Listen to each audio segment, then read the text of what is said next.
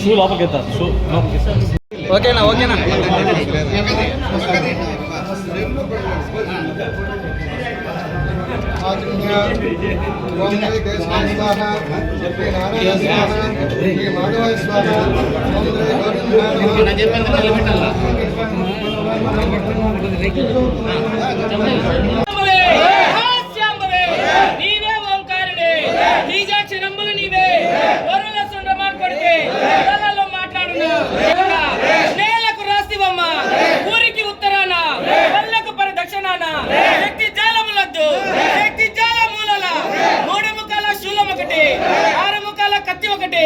విభూది బండారు చేతికి తీసుకొని ధరణిపై వేస్తే ధరణి పటపట పగిలి పాతాల భైరవుడే పైకి వచ్చి తాండ్ర భైరవుని కొట్టి వేస్తే ఎగిరేటి పక్షిని ఎగరనీయకుండా ఆడేటి పక్షిని ఆడనీయ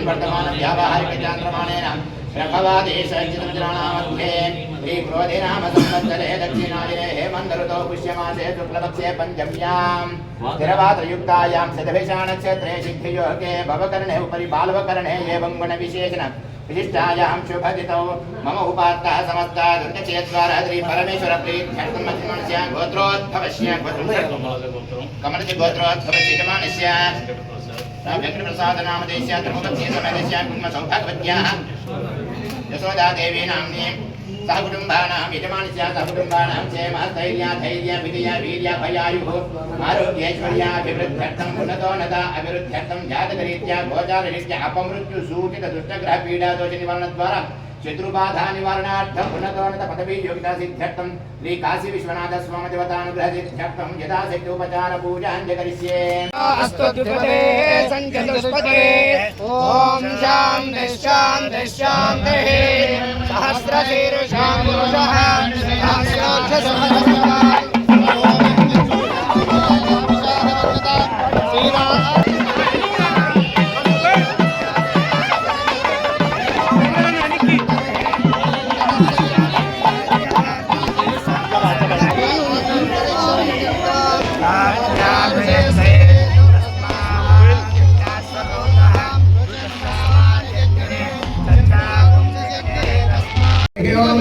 केशवाय स्वाहा नारायणाय स्वाहा इंदाय नमः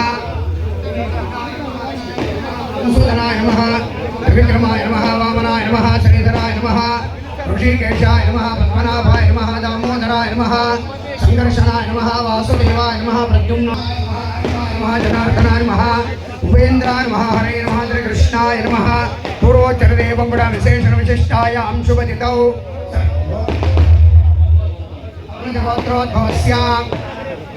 वेंकटप्रसादनां कंदिकुंड वेंकटप्रसादनां देस्या धर्मकान्तायाः यशोदावी देवी नाम्नी दशकुमारस्य सह कुटुम्बानां समस्त धर्मङ्गलावभ्यर्थं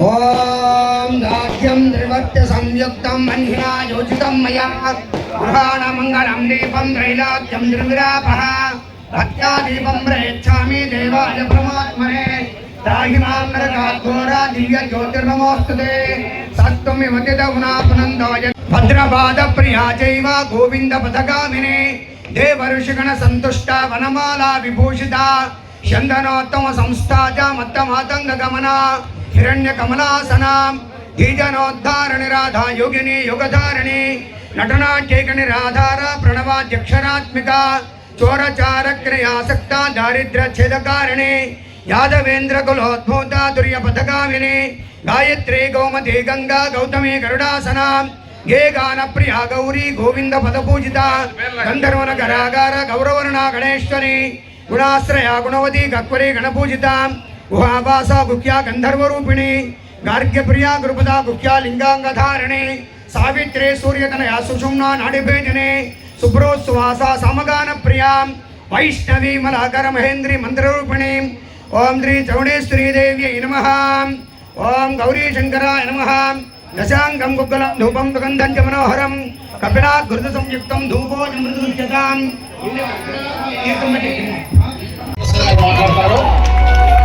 తర్వాత ఒక కొద్దిమంది మాత్రమే మాట్లాడేదానికి అవకాశం ఉంది. దయచేసి పోకండి.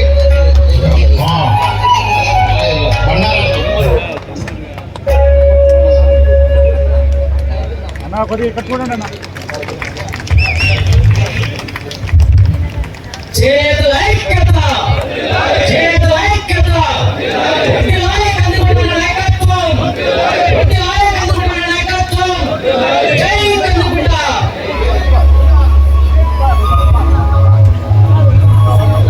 మరి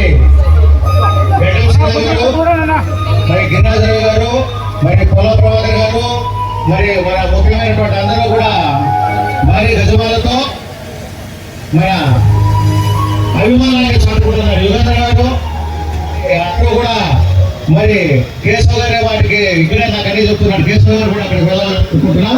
మరి అందరూ కూడా మరి మన ప్రోగ్రాంలో కూడా రావడానికి దయచేసి ఒక 5 నిమిషాలు ఇవ్వండి. వాళ్ళు బీసీ సోదరులు మన ఆత్మీయులు మన సోదరులు వచ్చారు. వాళ్ళకు మనం ప్రిపేర్ చేయాల్సినటువంటి బాధ్యత మనకుంది. దయచేసి అది గమనించండి. అదేవిధంగా ఉద్యోగుల నుంచి కూడా వచ్చినటువంటి ఈశ్వర గారు మరి అదేవిధంగా ముత్తారావు గారు కూడా వేదిక దగ్గరికి రావాల్సిందిగా కోరుతున్నాం. యజమాని సార్ మిగతా వాళ్ళు కూడా సార్ అందరూ కూడా భోజనాలు ఉన్నాయి. భోజనం చేయండి. సమాన కార్యక్రమం జరుగుతూ ఉంటుంది. ఇంకో వైపున భోజనాలు కూడా ఉన్నాయి. భోజనం చేయండి సార్. నిదానంగా భోజనం చేసి కూడా మీరు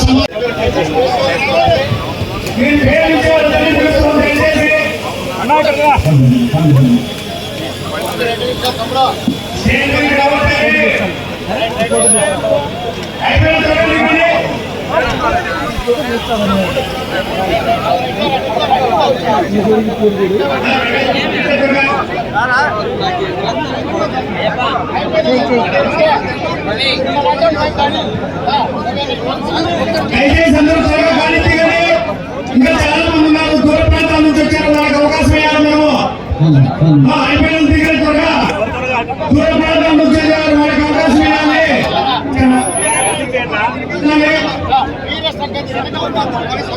ముందుకు వెళ్ళే వాళ్ళు కూడా ఉన్నారు. దయచేసి అందరూ త్వరగా కానీ దిగండి. ఎక్కువ ఉండదండి. అయిపోయిన వాళ్ళు దిగండి. స్టేజ్ మీద ఎక్కువ ఉండదండి. దయచేసి దిగండి దిగండి. దయచేసి సంబంధించిన వాళ్ళు దయచేసి దిగవలసిగా కూర్చున్నాము. కింద చాలా మంది ఉన్నారు. స్టేజ్ మీద ఎక్కువ ఉండకూడదు. దయచేసి దిగండి. కొంచెం అభిమానులు దయచేసి దిగండి. దయచేసి దిగండి. ఏముంటుంది దయచేసి దిగండి. వాళ్ళు కింద రావాల్సిందిగా ప్రెస్ డబ్బులు ఇస్తారు మాకు ఈ నాలుగు బాగా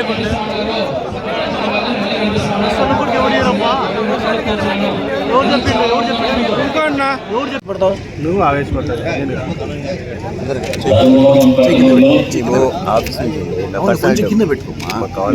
ఏర్పాటు చేసినటువంటి ఆత్మీయ సమావేశానికి అధ్యక్షత వహించినటువంటి పెద్దలు గౌరవనీయులు దేవిశ్రీ ప్రసాద్ గారికి, అదే వేదిక మీద ఉన్నటువంటి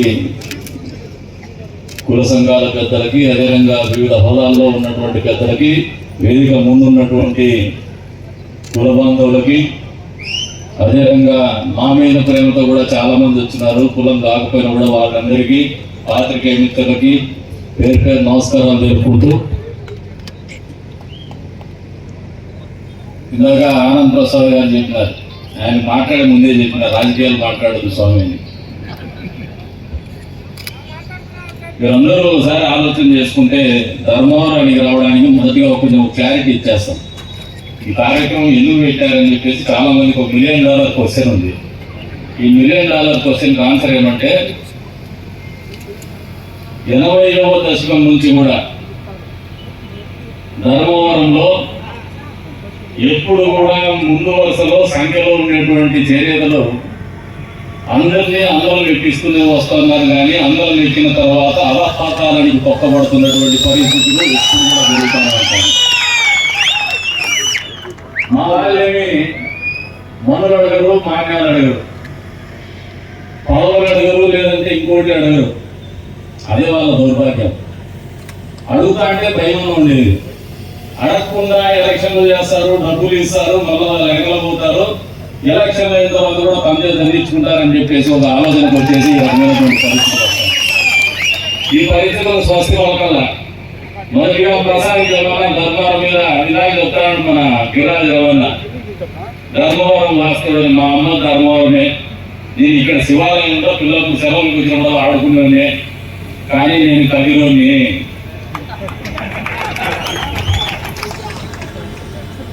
రెండోది, ధర్మవరం మీద రాజకీయ అపేక్ష పెట్టుకొని అయితే రావడంలో ఇక్కడికి మాకు ఊహ తెలియనప్పుడే, అసలు తెలిసి తెలియని వయసులోనే ఏదో మా వాళ్ళకేదో జరిగిపోతామని చెప్పేసి ఒక మెచ్యూరిటీ లెవెల్స్ లేనప్పుడు కూడా మీకోసం ఉపయోగపడి మేము ఇబ్బందులు పడేసి ఒక నెగిటివ్ షేడ్ కూడా వెళ్ళిపోయినాం. తెలియని పరిస్థితులు అవి. ఈరోజు తెలిసి వచ్చిన, తెలుసుకొని వచ్చిన, మా వాళ్ళు ఇబ్బందులు పడతారని చెప్పేసి వచ్చినాం. అంతేగాని భవిష్యత్తులో ఇక్కడ ఏదో మంది పదవులు ఇస్తారు మా వాళ్ళని చూపిస్తే, నిజంగా మంది పదవుల కోసం మా వాళ్ళని చూపించాలనుకుంటే మాత్రం ఇంతకు 10 ఇంతలు చూపిస్తానే.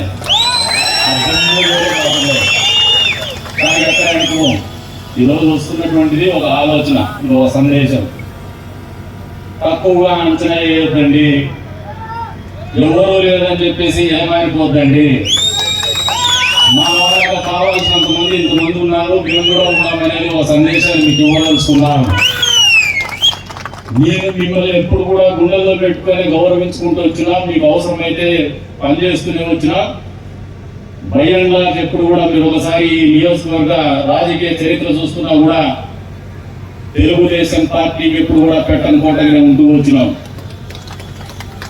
తెలుగుదేశం పార్టీని స్వర్గీయ నందమూరి తారక రామారావు గారిని, ప్రస్తుతం ఉన్నటువంటి ముఖ్యమంత్రి చంద్రబాబు నాయుడు గారిని సైకిల్ గుర్తింటే మీరు గౌరవం ఇచ్చినారు, కానీ మిమ్మల్ని చూసి కాదని మీరు తెలుసుకోవాలని చెప్పేసి కూడా ఈ సందర్భంగా తెలుసుకుంటారు.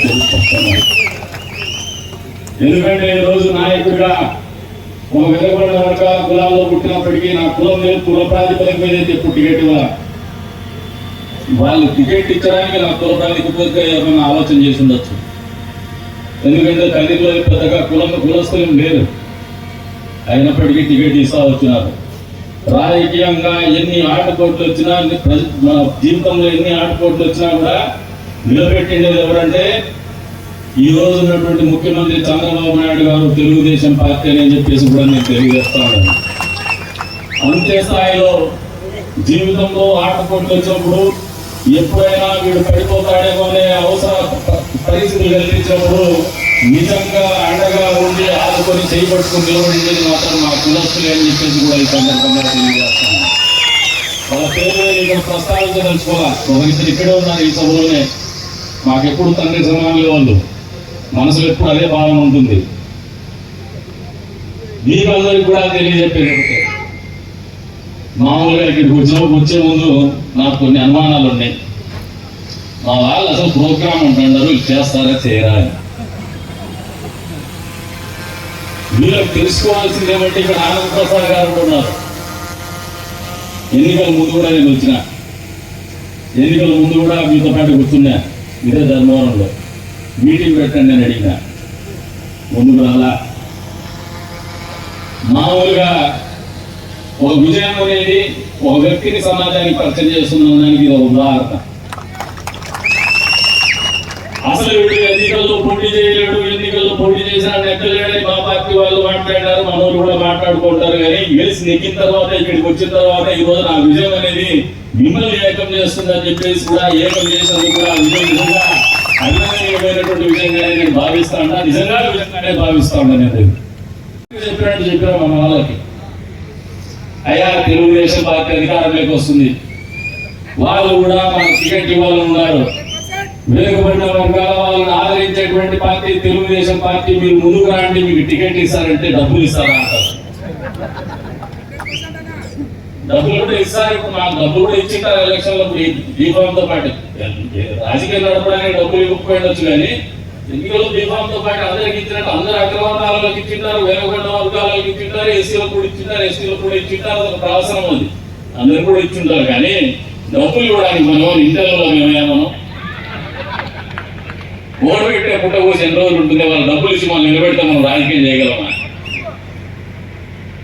మనం అందరూ కూడా ఆలోచన చేసుకోవాల్సింది అక్కడే. ఇందాక ఆనంద్ ప్రసాద్ గారు ఒక క్లాసిక్ ఎగ్జాంపుల్ చెప్తున్నారు.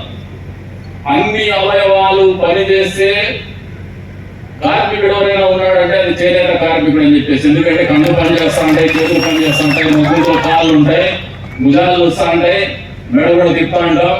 అప్పుడు ఏదైనా పోగులు లెగిందని చూస్తాము, పోగులు ముడేసుకుంటాము. మనకు తెలివితేటలు అనేది మన డిఎన్ఏలో ఉన్నంత ఏ డిఎన్ఏలో కూడా లేదనేది వాస్తవం మీద గుర్తుపెట్టుకోవాలి. ఇంతగా ఆలోచన చేయగలిగినటువంటి శక్తి సామర్థ్యాలు, తెలివితేటలు, కంటి చూపు కానీ ఒంటి చూపు కానీ వేరే ఏ కుల వ్యవస్థలో కూడా ఉన్నదనేది వాస్తవం అది మనం కనుక్కోలేకపోతాము. మనకు లేదల్లా ఏంటంటే ధైర్యం, మనకు ఎక్కువగా ఉండేదల్లా ఏంటంటే స్వార్థం.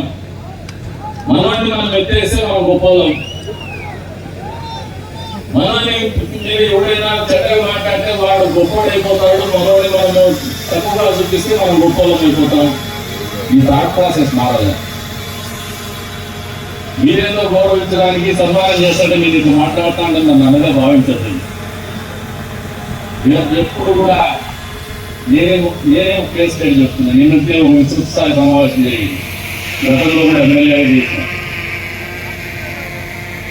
ప్రసాద్ ఒక 6 నెలల నుంచి అధికారం వచ్చిన తర్వాత కొత్తగా కనపడతాను అనుకుంటున్నారు మా వాళ్ళు, మారిపోయినాడు అనుకుంటున్నారు. మా నాయకులకి అయితే మరింత కంటగింపుగా ఏం అట్టుపడతానటువంటి ఏం లేకపోయినా ఉత్తరాకుంటాను కూడా అనుకుంటారు. మనుషుల బుద్ధి మాంసం దగ్గర అంటే తెలిసేది. నాకు అధికారం ఇచ్చి పదవి ఇచ్చిండేది ఈసారి ఫస్ట్ టైం. ఎవడైనా అధికారం ఇచ్చి పదవి ఇచ్చినాక వాడు ఏ రకంగా ప్రవర్తిస్తాడో అది వాడు ఒరిజినాలిటీ. నేను ఈ ఒరిజినల్ ఇది వాళ్ళకి వెళ్ళాలి. అంటే మీరందరూ ఆలోచన చేసుకోవాల్సింది ఏమంటే, తప్పుల నుంచి నేర్చుకోగలిగితే మాత్రమే మనిషి ఎదుగుతాడు, మనిషిగా బతుకుతాడు అనేది వాస్తవం అని చెప్పేసి కూడా మీకు ఈ సందర్భంగా తెలియజేస్తూ ఉంటారు.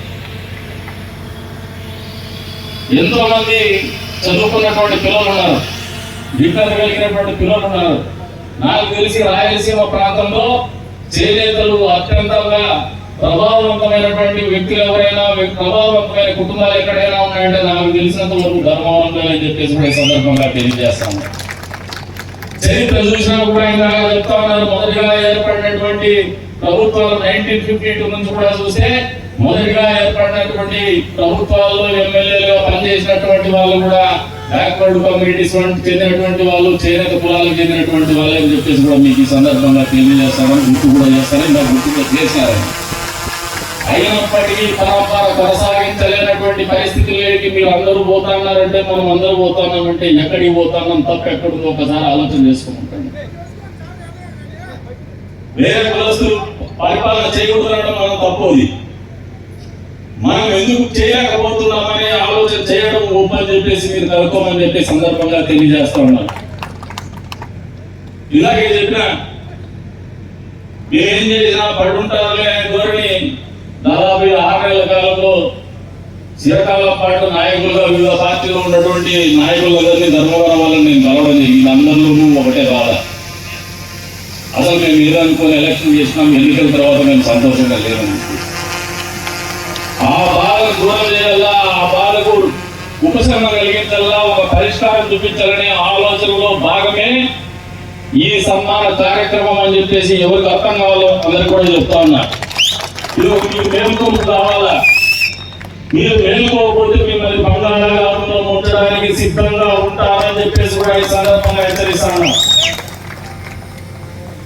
ఎందుకంటే బలహీన వర్గాల వాళ్ళంటే చిన్న చూపు చూసినటువంటి ఏ నాయకుడు కూడా బతికి పట్టగట్టినటువంటి దాఖలాలు గతంలో లేవు, చరిత్రలో లేవు అని చెప్పి సింహావలోకనం చేసుకోమని చెప్పేసి కూడా హెచ్చరిస్తా ఉన్నాం.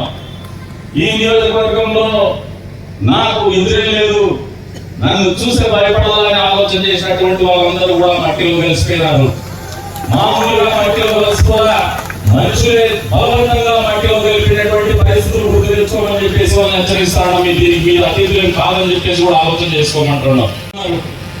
మంత్రి పదవిని నేను ఎప్పుడు కూడా ఆశించాను ఒకటే, నాలో ఉన్న ప్రతిభను చూసేసి నన్ను ఎన్నికల్లో గెలిపించమని, నాలో ఉన్న గుణగణాలను మెచ్చి నన్ను ప్రజాక్షేత్రంలో నిలబెట్టమని. ఏ రోజు కూడా నేను 4 సార్లు నాకు పార్టీ టికెట్ ఇచ్చింది, 2 సార్లు అసెంబ్లీలో ప్రాతినిధ్యం వహించినాను. ఏ రోజు కూడా నేను పార్టీ ఆఫీస్ మెట్లెక్కేసి టికెట్ అడిగినటువంటి పాపాన్ని పోలేదని చెప్పేసి మీకు వాస్తవం తెలియజేస్తాను. అంటే తెలుగుదేశం పార్టీ అనేది వెనుకబడిన కులాలని గుర్తించి ఏ రకంగా ప్రోత్సహిస్తుందో నేనే ఒక ఉదాహరణ అని చెప్పేసి కూడా మీకు ఈ సందర్భంగా తెలియజేస్తాను. కాబట్టి మీ అందరికీ కూడా చెప్తాను, ఒక ఏకతాటి మీకు రమ్మని చెప్పేసి కూడా కోరుతా ఉంటాను. మీరు నాకు మంత్రి పదవులు వచ్చినా రాకపోయినా రావాల్సిన సమయం వచ్చినప్పుడు దాన్ని కూడా ఆపలేడు, రాకూడదు అనుకుంటే వచ్చే పరిస్థితి ఉన్నది. కాబట్టి మన ప్రతిభ మీద ఇప్పటి వరకు నేను ఎన్ని అవాంతరాలు ఎదుర్కొని ఇక్కడ ఓడి కింద పడి నిలబడి గెలిచినానో అది ఖచ్చితంగా నేను అనుకున్నది సాధించి తీరుతాను, ఖచ్చితంగా నేను అనుకున్నటువంటి ఫలితాలు రాబట్టుకుంటాను. అదే నా వ్యక్తిత్వం అని చెప్పేసి కూడా ఈ సందర్భంగా తెలియజేస్తున్నా. కానీ మీరు ఈరోజు చేస్తున్నటువంటి కార్యక్రమం మీకంటే ఎక్కువ ఆత్మవిశ్వాసాన్ని నాకు కలిగించిందని చెప్పడానికి కూడా మీకు సర్వదా రుణపడి ఉంటానని చెప్పేసి కూడా ఈ సందర్భంగా తెలియజేస్తున్నాను. ఎందుకంటే మా వాడు స్థాయిలో ఉంటే మాకు ఉపయోగపడతారని ఒక నమ్మకం, మీకు ఒక ఆశ. ఎవరికైనా చెప్పుకోవాలంటే ప్రతి కులంలో కూడా ఎవరో ఒకరు ఉండాలని, మాకు చట్టసభల్లో మాకు వారిని వినిపించేవాడు ఉండాలనే ఆలోచన ప్రతి వెనుకబడిన కులంలో కూడా ఉండేటువంటి పరిస్థితులు ఉన్నాయి. కానీ ప్రస్తుత సమకాలీన రాజకీయాల్లో నిలబడాలంటే నిలబడలేనటువంటి పరిస్థితులు, ఎదగాలంటే ఎదగలేనటువంటి పరిస్థితులు, నిలబడాలంటే ఆర్థిక పరిస్థితి కానీ, కుటుంబ పరిస్థితి కానీ, లేదు సామాజిక పరిస్థితి కానీ అనుకూలించినటువంటి పరిస్థితులు, ఇవన్నీ కూడా వేరీ చేసుకొని కూడా మీరు ఒక్కసారి నన్ను చూసి ఆలోచన చేసుకోమంటాను. నేను గర్వంతో చెప్పడం అనేది వాస్తవ పరిస్థితులు చెప్తున్నా. నాయకుడుగా ఎదిగే వాడికి, నాయకత్వ లక్షణాలు ఉన్నటువంటి వాడికి కులబలం అవసరం లేదు, ధనబలం అవసరం లేదు, ప్రజాబలం ఉంటే చాలు, వారి ఆలోచనలో స్పష్టత ఉంటే చాలు, ప్రజల పట్ల ప్రేమ ఉంటే చాలు, వాళ్ళని నిలబెట్టుకుంటారు. దీనికి ఉదాహరణే కదిరి నియోజకవర్గంలో ప్రజలని చెప్పేసి కూడా సగటు కూడా తెలియజేస్తారు. ఎప్పుడు కూడా కారణాలు ఎదుర్కొంటా అంటాం. ఎందుకు మీరు రాజకీయాల్లో రానిలేదంటే ఎవడు మాకు టికెట్ ఇప్పించే, ఎవరు టికెట్ ఇచ్చేది మన టికెట్ మార్పు మనం ప్రజల్లో ఉంటే పార్టీల కోసం.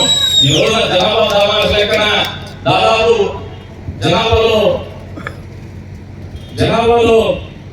50% ఉన్నటువంటి బీసీలకు 50% సీట్లు ఇవ్వడానికి రాజకీయ పార్టీలు సుముఖంగా ఉన్నాయి. ఏ పార్టీ అయినా కూడా. అయినా కూడా మనం తీసుకోవడానికి చేత కాకుండా పోతా ఉన్నాం. ఇదే మనం వెనుకబాటుతాం అనేది మీరు వాస్తవ పరిస్థితులు అర్థం చేసుకోండి. మీ బిడ్డలు ఎవడన్నా చదువుకున్న తర్వాత రాజకీయాల వైపు మళ్ళీతే మీరు దండిస్తారు, మనకెందుకు అంటారు. ఇది తప్పు. రాజకీయం కూడా ఒక దైవకార్యం, ఒక గౌరవప్రదమైనటువంటి వృత్తి. ఎక్కడ కూడా తప్పు చేయకుండా బతకడానికి కూడా ఒక వేదిక.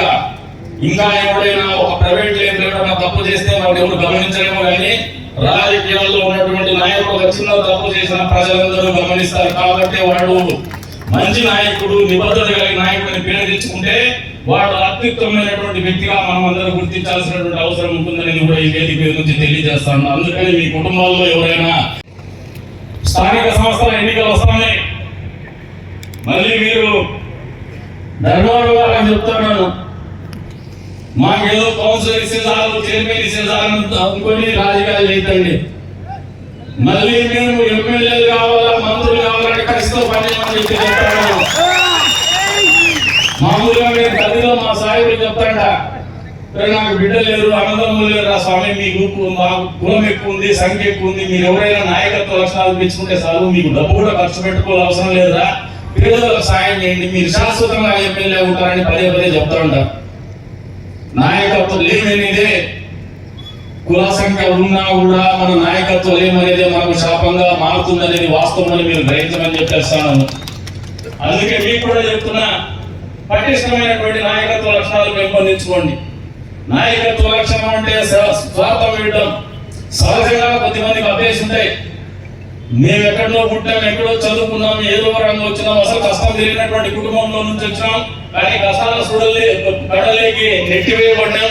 ఆ రోజు కూడా నాలో దాగి ఉన్నటువంటి నాయకత్వ లక్షణాల్లో భాగంగానే వాడబడ్డాం. ఆ కష్టాలకి నెట్టివేయబడ్డాం, అపవాదులు మోసాం, అపవాదుల నుంచి బయటకు వచ్చినామంటే మా పోరాట పట్టిమ సహజంగా మాకు ఉన్నటువంటి నాయకత్వ లక్షణాలతోనే.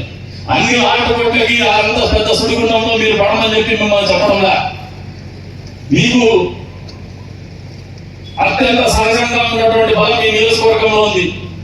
కేవలం మీకు కావాల్సింది వల్ల ఏమంటే చిత్తశుద్ధి. మాకు వెనుకబడిన వర్గాల్లో ఎవరైనా నాయకత్వ లక్షణాలు ఉంటే వారిని ప్రోత్సహించడం. మీరు ప్రోత్సహించడం లేదు, ఎగతాళి చేస్తా ఉన్నారు, వానికి అడ్డుకాలు వేస్తా ఉన్నారు. 10 మంది పోటీ పెట్టి మనల్ని 10 మంది ఉన్నా కూడా నాయకత్వ లక్షణాలు అంటే 10 మందిని ప్రోత్సహించండి. ఎవడో ఇద్దరు బర్రెలు నిలుస్తారు. ఫస్ట్ ఆఫ్ ఆల్ యుద్ధం గెలవాలన్నా ఓడాలన్నా బర్రెలు నిలవాల. ఆ బరిలో నిలబడడానికి కావలసినటువంటి క్వాలిఫైయింగ్ మ్యాచ్ లోనే మనం క్వాలిఫై కావడం లేదు. ధర్మవరం అది అర్థం చేసుకోమని చెప్పేసి కోరుతా ఉన్నాం. ఈ క్వాలిఫైయింగ్ మ్యాచ్ లో మనం క్వాలిఫై అయితే మరి గెలవడము ఓడిపోయి ఒకటి గెలుస్తాడు, మిగతా వాళ్ళ ఓడిపోతారు. 4 5 ఆ ఓటమి భయపడేవాడు ఎప్పుడు నాయకుడు కాదు. ఓటమి చెందిన తర్వాత కూడా నిలబడాల, మళ్ళీ గెలవాలనే ఆలోచనతో ఉండేవాడు. ఓటమి చెందిన తర్వాత కూడా ఎంచుకున్నటువంటి వృత్తిని దైవంగా చూసేవాడే నాయకుడుగా చలమని ఉంటాడు. కాబట్టి అర్థం చేసుకోమని చెప్పేసి కోరుతా ఉన్నాను. మీరు అన్ని కూడా ఇప్పుడు చెప్తున్నా, ఇంత సంవత్సరంగా రాజకీయ నాయకులు మాట్లాడడం మామూలుగా ఎందుకు వచ్చినామంటే సన్మానానికి అని చెప్పేసి ఏదో అబద్ధాలు చెప్పేసి తప్పించుకొని పోతారు. స్పష్టంగా చెప్తున్నా, మా వాళ్ళు బాధపడతా ఉన్నారు, మా వాళ్ళు నిలబడతా ఉన్నారు, మా వాళ్ళు నిర్లక్ష్యానికి గురవుతున్నారు, మా వాళ్ళు అశాంతి ఉంది, అభద్రతా భావం ఉంది. వీటన్నింటినీ మీరు పులికిపుచ్చుకొని అడ్వాంటేజ్ గా మార్చుకొని అధికారాన్ని అడ్డం పెట్టుకొని చలామణి కావాలనే ఆలోచనతో మీరు చేస్తున్నటువంటి ఆగడాలు ఆగకపోతే మాత్రం వచ్చే రోజుల్లో ప్రతిసారి కూడా మేమందరూ కలిసి పోరాడతామని చెప్పి ఒక సందేశాన్ని ఇవ్వడానికి ఈ కార్యక్రమం నిర్వహిస్తున్నామని చెప్పేసి ఈ సందర్భంగా తెలియజేస్తా ఉన్నా. నాకేం మాటలు కొత్తగా ఎదుర్కొనేటువంటి సమస్యలు, కొత్తగా దేనికి భయపడాల్సినటువంటి అవసరం లేదు. కాబట్టి ఓపెన్గా మాట్లాడగలుగుతున్నా. మీకు మొహమాటాలు ఉంటాయి, మీకు ఇబ్బందులు ఉంటాయి, మీకు పార్టీల్లో మళ్ళీ నాకేమైనా వస్తుందా రాదనే ఆలోచన ఉంటాయి. ఒకటి ఇస్తే వచ్చేది మనతో ఉండదు, మనం గెలిచి తీసుకునేది మనతో ఉంటుంది, లేదు మనకు స్వతహాగా ఉండేది మనతో ఉంటుంది, అదే మనతో వస్తుంది. కానీ ఒకటి ఇచ్చేది మనతో ఉండదనేది కూడా వాస్తవం మీరు గుర్తుపెట్టుకోండి. మనం పని వస్తామంటే మనల్ని పెట్టుకుంటారు. యుద్ధం ఇదే ఉంటుంది రాజకీయాల్లో. మన అవసరం ఉంటేనే మనల్ని పెట్టుకుంటారు. ఈ ఆలోచన విధానంలో స్పష్టత పెట్టుకోండి. అంతే. నా అవసరాల కోసం ఎప్పుడు కూడా ధర్మవరంలో రాజకీయ అవసరాల కోసం నేను అడగను, నేను రాను. ప్రజల్లో అద్భుతంగా చూసుకుంటారు, నన్ను చాలా ప్రేమగా చూసుకుంటారు. కాబట్టి మీకు ఆ కన్ఫ్యూజన్ కూడా వద్దు. ప్రసాదిగా ఇంట్రెస్ట్ ఉందేమో, నాకు ఇంట్రెస్ట్ ఏం లేదు, అది కూడా క్లారిటీ చెప్తాను. మీరంలో ఆలోచన చేయాల్సింది ఏమంటే, నేను నమ్మే సిద్ధాంతం ఒకటే, తల్లిదండ్రులు మనం ఎంచుకొని పుట్టాం. కులం అనేది కూడా మనకు తెలియకుండా భగవంతుడు ఇచ్చేది. అది ఒక మతం కూడా మనకు భగవంతుడు ఇచ్చేది. అది ముస్లిం కావచ్చు, హిందూ కావచ్చు, క్రిస్టియానిటీ కావచ్చు. అది ఒక జీవన విధానం. అది మన ప్రమేయం లేకుండా మనకు ఆపాదించబడుతుంది. అది కర్మ సిద్ధాంతం.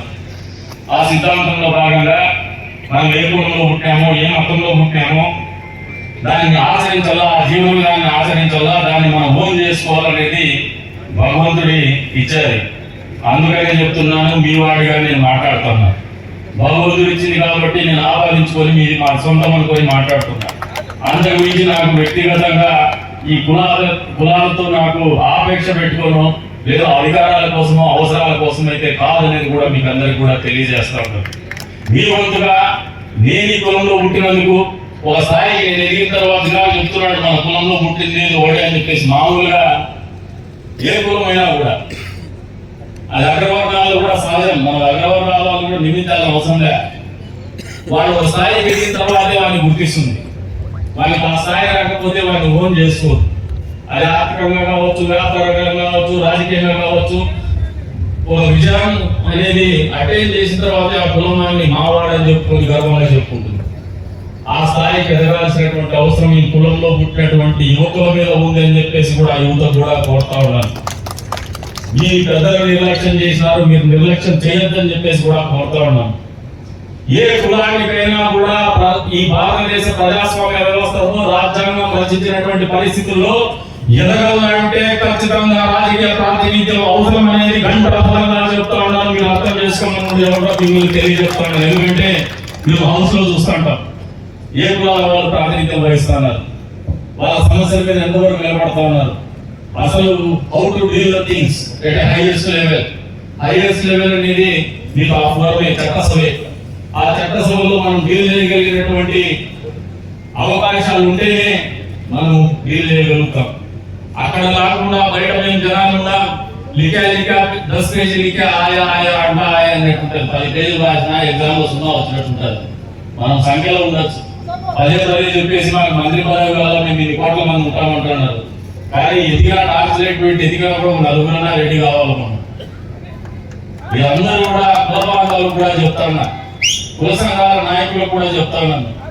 యువతలో నైపుణ్యాభివృద్ధి ఏ రకంగా పెంచాలని ప్రభుత్వాలు కానీ మనం కానీ ఆలోచన చేస్తున్నామో, మన బిడ్డలకు వంశపారంపర్యంగా వచ్చేటువంటి వ్యాపారం కానీ లేదంటే చదువు కానీ ఏ రకంగా అందజేస్తున్నామో ఖచ్చితంగా రాజకీయాల్లో కూడా రాణించాలని ఆలోచన విధానాన్ని చూపించమని చెప్పేసి కూడా కోరుతా ఉన్నాను. ఆర్థికంగా స్థిరంగా ఉన్నటువంటి కుటుంబాలని ఇది తప్పు కాదు. ఎవరు కూడా మీరు అనుకోవచ్చు రాజకీయాల్లో పరిమాణంలో ఉంటారని చెప్పేసి. నిజంగా రాజకీయాల్లో అద్భుతమైనటువంటి వ్యక్తులు ఉంటారు. చూసే విధానంలో తేడా ఉండొచ్చు. Perception is life. చూసే విధానమే జీవన విధానం. మీకు ఒకటి చెప్తాను, రోజు 18 గంటలు ప్రజలతో బతికేటువంటి నాయకులు ఉన్నారు. ఏ మాత్రము సొంత జీవితం లేకుండా ప్రజల కోసం బతికేటువంటి నాయకులు మెజారిటీ శాతం ఉన్నారు. మనం చూసే కోణం ఎప్పుడు వాడు చేసేటువంటి అక్రమాల్లో లేదంటే అధికారాన్ని అడ్డం పెట్టుకొని వాడు చేసే దౌర్జన్యమో వాడు సంపాదించే దొంగ డబ్బే మనం కనపడేసి రాజకీయాలు పని మాలని చెప్పేసి ఆలోచన మీకు వస్తారు. లేదంటే రాజకీయాలకు రావాలంటే డబ్బులు కొట్టేసామని అనుకుంటాడు.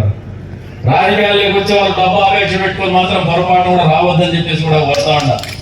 ఎందుకంటే మామూలుగా రాజకీయమే దురాశ మొదలవుతుంది. ఆ దురాశలో డబుల్ దురాశ ఏంటంటే వచ్చి మళ్ళీ డబ్బులు కొట్టేయాలనుకోవడం. ప్రజలు ఒక నమ్మకంతో మనకు అవకాశం ఇస్తారు. ఇంతమంది ఎక్కడెక్కడి నుంచి వచ్చేసి సమయం ఇచ్చి 2 రూపాయలు డబ్బులు ఖర్చు పెట్టుకొని వాళ్ళు టయానికి తినారో లేదో, చాలా మంది డయాబెటిక్ పేషెంట్స్ ఉండొచ్చు, ఆరోగ్య పరిస్థితి బాగాలేకపోయి ఉండొచ్చు, రిటైర్డ్ పర్సన్స్ ఉండొచ్చు. అయినప్పటికీ వచ్చి కూర్చున్నారంటే it is a social responsibility. ఒక సామాజిక బాధ్యతలో భాగంగానే కూర్చుంటున్నారు. అది గ్రహించుకోవాలని చెప్పేసి నాయకులు కూడా